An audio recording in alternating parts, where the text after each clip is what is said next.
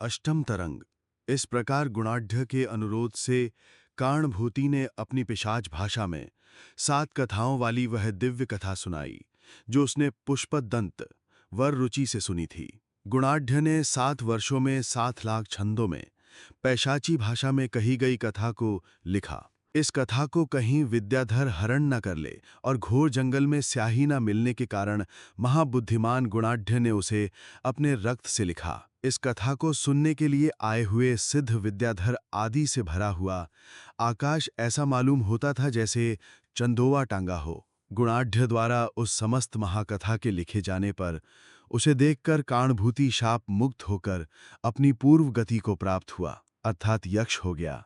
कारणभूति के साथ जो उसके साथी पिशाच इस दिव्य कथा को सुन रहे थे, वे भी इसे सुनकर स्वर्ग चले गए। तदनंतर महाकवि गुणाढ्य ने यह सोचा कि शाप का अंत बताते हुए पार्वती ने मुझसे कहा था कि पृथ्वी पर इस कथा का प्रचार करना, तो अब मैं इसका प्रचार कैसे करूं और इसे किसे समर्पित करूं जो इसका प्रचार कर सके। तदनंतर गुणदेव और नंदीदेव नामक गुणाढ्य के 2 शिष्यों ने गुरु गुणाढ्य से कहा, इस काव्य के समर्पण का एकमात्र स्थान राजा सातवाहन है। वह रसिक है।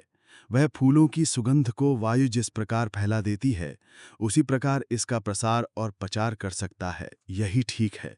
ऐसा कहकर गुणाढ्य ने पुस्तक देकर उन दोनों गुणी शिष्यों को राजा सातवाहन के पास भेज दिया और स्वयं प्रतिष्ठान नगर के बाहर देवी उद्यान में मिलने का संकेत करके ठहर गया। गुणाढ्य के दोनों शिष्यों ने राजा सातवाहन के पास जाकर यह गुणाढ्य की रचना है ऐसा कहकर वह उत्तम काव्य दिखाया। उस पिशाच भाषा को सुनकर और उन दोनों शिष्यों को पिशाचाकार देखकर विद्यामदांध राजा ने द्वेष के साथ कहा, 7 लाख छंद, नीरस पिशाच भाषा और रक्त से अक्षरों का लेखन, ऐसी इस पिशाच कथा को धिक्कार है। तब उन शिष्यों ने पुस्तक ले जाकर जो कुछ हुआ था सब उस गुणाढ्य को सुना दिया। यह सब सुनकर गुणाढ्य को अत्यंत खेद हुआ। तत्वज्ञ गुणग्राही व्यक्ति के द्वारा अपमान होने पर किसका हृदय संतप्त नहीं होता। गुणाढ्य भी शिष्यों को साथ लेकर समीपवर्ती पर्वत पर चला गया और एक साफ सुथरे एकांत स्थान में उसने एक अग्निकुंड बनाया। गुणाढ्य बृहदकथा के एक पत्र को पढ़कर और मृग पक्षियों को सुनाकर उसे आग में जला देता था। शिष्य आंखों से आंसू बहाकर उसकी ओर देखते थे। शिष्यों के अनुरोध से नरवाहन दत्तचरित नामक एक भाग को उसने बचा लिया, जो 1 लाख श्लोकों में था। जब गुणाढ्य उस दिव्य कथा के एक पत्र को पढ़ रहा और जला रहा था, उस समय जंगल के समस्त प्राणी, हिरण, सुअर, भैंसे आदि झुंड में निश्चल होकर और घास चरना छोड़कर आंसू बहाते हुए कथा को सुन रहे थे।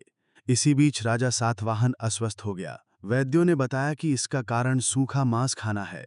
राजा को सूखा मांस खिलाने के लिए डांटे गए रसोईदारों ने कहा कि इसमें हमारा क्या अपराध है, बहेलिये जैसा मांस लाते हैं वही हम पकाते हैं। शिकारी बहेलियों ने पूछने पर कहा कि यहाँ से समीप ही एक पहाड़ की चोटी पर कोई ब्राह्मण एक पत्र पढ़कर अग्नि में फेंक रहा है, इसलिए जंगल के समस्त प्राणी एकत्र होकर और निराहार रहकर उसे सुनते हैं। कहीं चरने के लिए नहीं जाते, इसलिए उनका मांस सूख गया है। राजा व्याधों के इस प्रकार के वचन सुनकर और उन्हें ही आगे करके अत्यंत कौतूहल के साथ गुणाढ्य के पास गया।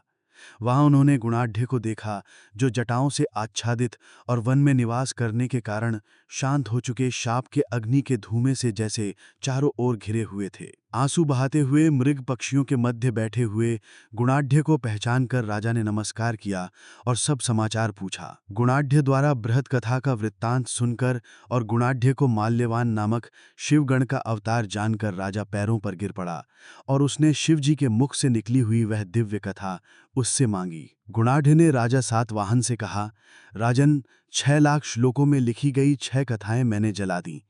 1 लाख श्लोक की एक कथा यह बच्ची है, इसे ले लो।